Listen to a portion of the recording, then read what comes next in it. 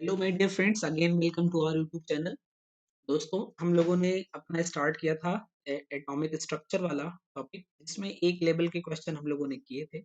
आज हम लोग सेकंड लेवल पे चलेंगे। ये भी इजी है, बस लेवल 1 2 कहने को है। थोड़ा सा और आगे बढ़ेंगे तो अच्छे अच्छे क्वेश्चन थोड़े मिलेंगे। तो चलिए स्टार्ट करते हैं। पहला क्वेश्चन आपके सामने आ गया है। An isotone of 32 germanium 76 is. बात करें अगर आप आइसोटोन की, तो इसका मतलब जिस स्पेसीज जो स्पेसीज हैं उनमें नंबर ऑफ न्यूट्रॉन्स क्या होने चाहिए, सेम होने चाहिए। ठीक है। तो अभी यहाँ पे अगर आप बात करो तो 76 में से 32 को हटा दो तो 6 माइनस 2 यानी 4, 7 माइनस 3 4, 44 यहाँ पे नंबर ऑफ इलेक्ट्रॉन आ जाएंगे। ठीक। तो चलिए इसमें देखते हैं। इसमें भी देखिए 77 माइनस 32 यानी कि ये 45 आ जाएगा। यहाँ पे आप करोगे, देखोगे तो ये आएगा आपका 44 बन जाएगा। 77 33, 77 में से 34 यानी कि इससे एक कम कर दो 43। यहाँ पे आपका आ जाएगा 34 78 44, 44 भी यहाँ भी दो जगह आ रहा है। 33 आर्सेनिक 77 एंड सेलेनियम 70। ये मुझे लगता है दिक्कत है थोड़ी सी, क्योंकि यहाँ पे 79 होना चाहिए। ठीक है।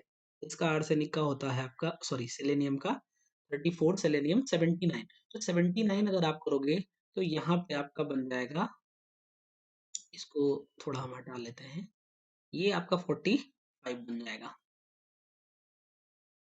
ठीक।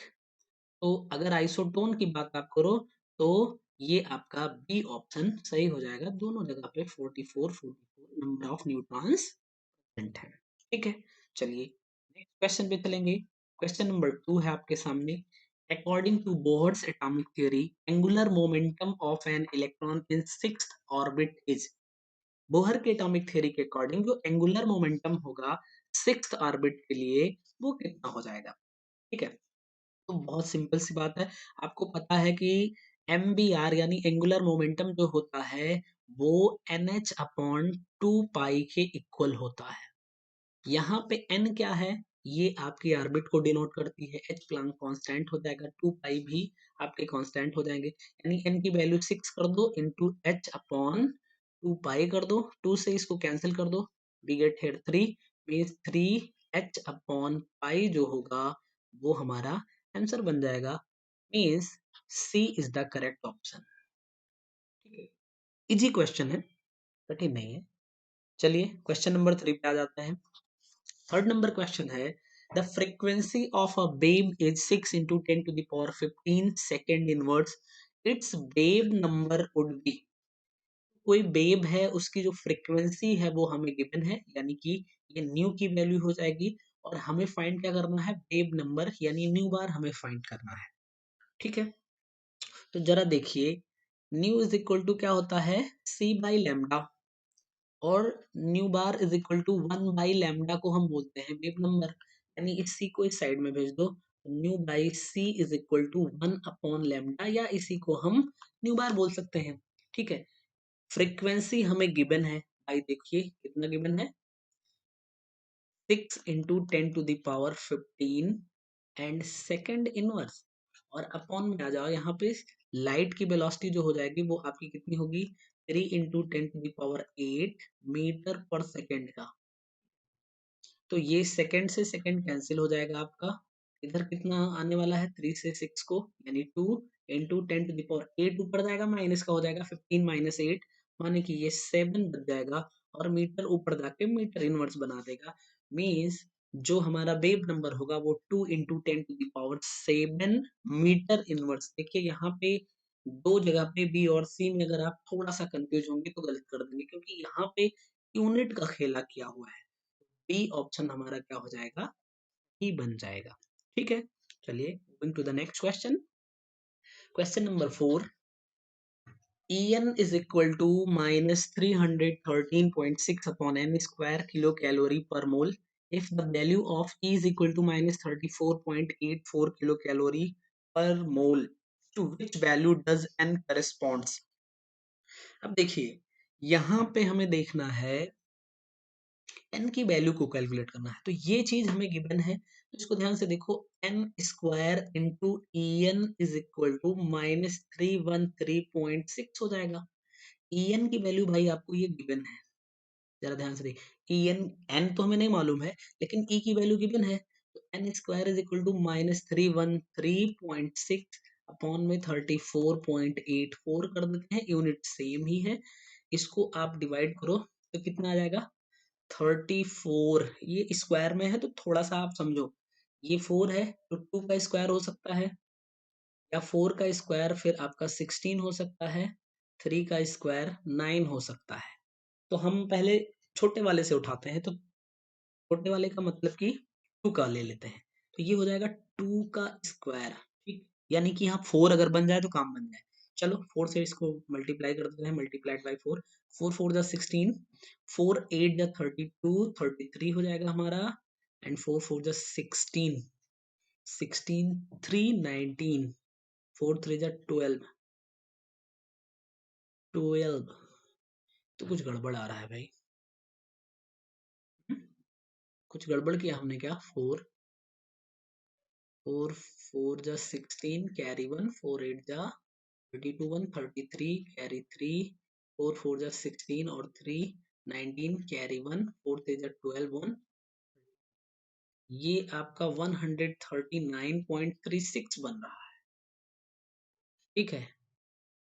और इसका मतलब कि अब इससे ज्यादा तो जाने वाला नहीं है, तो फिर यहाँ पे कुछ इसकी दिक्कत होनी चाहिए, या फिर इस वैल्यू में कोई दिक्कत हो, क्योंकि कुछ ना कुछ तो कहीं दिक्कत है ये, नहीं तो 3 कैसे आएगा, ठीक है। भाई, तो ये n square is equal to nearly हमारा 4 बन जाएगा, यानी एन इज इक्वल टू 2 हमारा होना चाहिए, ठीक। लेकिन इस वैल्यू में थोड़ा सा सस्पेंशन है, इसको स्टार पे कर लेते हैं, ये मैं एक बार फिर से देख लूंगा जहां से क्वेश्चन नोट किया गया है, क्या गलती है वहां पे, ठीक है। क्वेश्चन नंबर 5 पे चलते हैं। फिलहाल ये मान के चलिए कि इसमें इसमें कहीं ना कहीं कुछ ना कुछ दिक्कत होगी, क्योंकि हमारा आंसर जो है वो इसके इर्द गिर्द ही होना चाहिए और कहीं जाएगा ही नहीं, ठीक।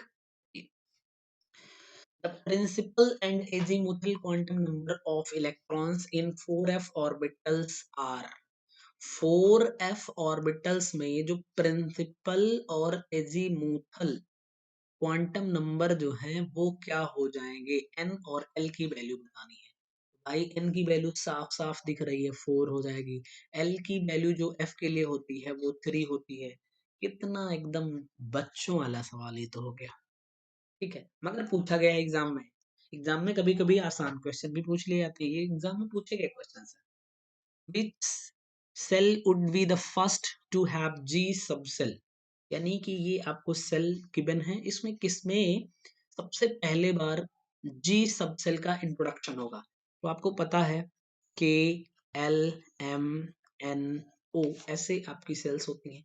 ए में चलोगे तो केवल एस है, एल में चलोगे तो एस भी है और पी भी है, एम में आ जाओगे तो एस आ जाएगा, पी आ जाएगा, डी आ जाएगा, एन में S P D and F आ जाएंगे, और ओ में S P D F and G आ जाएगा। तो फर्स्ट टाइम जो जी का इंट्रोडक्शन है वो आपका ओ सेल में हो रहा है, ठीक है, इसलिए आपका सी ऑप्शन सही होगा। क्वेश्चन नंबर 7 पे आएंगे, for a P electron the angular momentum is, P electron के लिए आपको एंगुलर मोमेंटम फाइंड करना है, तो एंगुलर मोमेंटम कैसे आप कैलकुलेट करोगे, अंडर रूट एल और L plus one H cut से।